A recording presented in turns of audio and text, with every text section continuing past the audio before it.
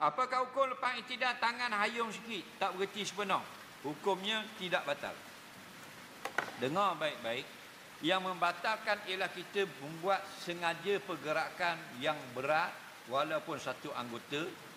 Nah, yang banyak. 3 kali dikira banyak, 2 kali dikira sedikit. Tapi kalau bukan kita sengaja, tidak batal. Contoh, orang yang berdiri dilanggar oleh anak yang berlari. Dia pun terduduk dan bangun balik sambung solat, tidak batal. Kerana apa? Kerana bukan sengaja. Lagi pergerakan yang sedikit. Contoh orang yang mengaji Quran dalam semayang, asyiknya dia menyebut huruf-huruf Al-Quran sampai bergerak kepalanya, tidak batal. Bila? Jika sedikit. Nampak? Dengan Bismillahirrahmanirrahim wasama'i zatil buruj wal yaumil maw'ud. Tak batal. Pergerakan itu biasa bagi orang membaca.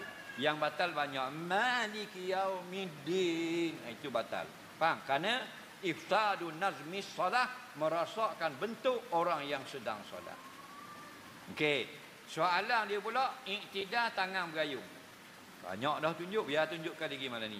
Tangan berayung dimaafkan. Yang batal hayung, bukan berayung. Okey? Kita naik iktidal, tangan letak di bawah. Faham lagi? Kan letak di bawah. Tak?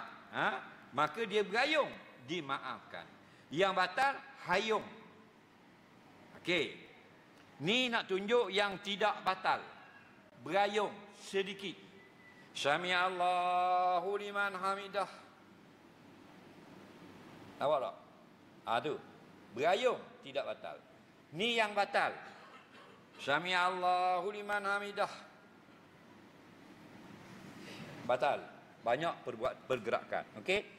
Kerana tak macam orang yang nak solat. Faham?